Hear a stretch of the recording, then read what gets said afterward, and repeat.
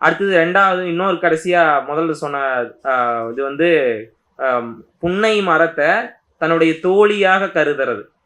அதாவது புன்னை ஒரு கடற்கரையில நெய்தல் நிலத்துல தலைவியும் தோழியும் ஒரு காலத்துல விளையாடிட்டு இருந்திருக்காங்க. சின்ன வயசுல புன்னை காய்களை வச்சு விதைகளை வச்சு விளையாடிட்டு இருந்திருக்காங்க. மணல்ல புதைச்சு விளையாடிட்டு இருந்திருக்காங்க.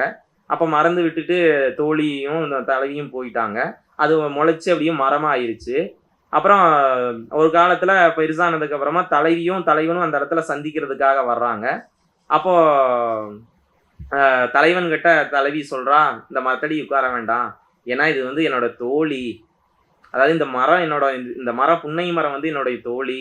தோழி கிட்ட போய் உட்காந்து நம்மளுடைய காதல் ரகசியங்கள் எல்லாம் பேச முடியுமா அப்படின்னு கேட்குற மாதிரி அந்த கவிதையினுடைய பொருண்மையா வந்துருக்கும்.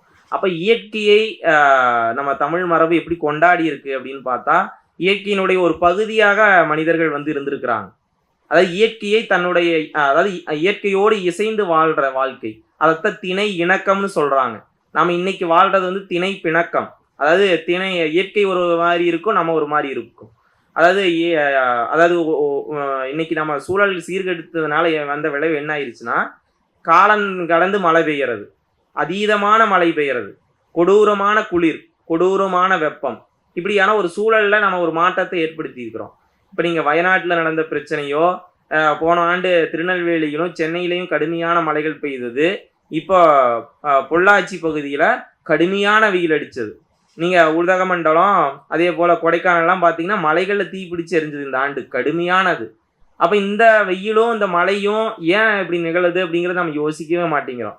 சும்மா ஒரு 4 நாளைக்கு அது ஒரு பேசு பொருளா இருக்கு. அப்புறம் கடந்ததையும் நம்ம அடுத்ததுக்குள்ள போயிடுறோம். இப்படி இதுக்குள்ளேயே ஒரு சுத்தி கொண்டே இருக்கிறோம். அடுத்த ஆண்டு நீ மழை வரும், அப்ப அந்த பேச்சு இருக்கும், அரசை வந்து குறை சொல்லுவோம், அப்புறம் நம்மளே குறை சொல்லிக்குவோம், அப்புறம் அதுக்கப்புறம் மீண்டும் இதே பழைய வாழ்க்கைக்குள்ள நம்ம வந்துடுவோம். அப்ப இந்த உரையாடல்கள் வந்து தீவிரமடையணும்னு சொன்னா சூழல் எழுத்துக்களை நம்ம வந்து பேச வேண்டும். அதுக்கு இந்த ஆனைமலை அப்படிங்கிற நாவல் வந்து துணை புரியும். அப்ப நான் முன்னாடி சொன்னது போல அந்த தொல்காப்பிய திணை கோட்பாட்டு மரபு இன்னைக்கு பேசப்பட வேண்டியது, அது விரிவாக்கம் செய்யப்பட வேண்டியது.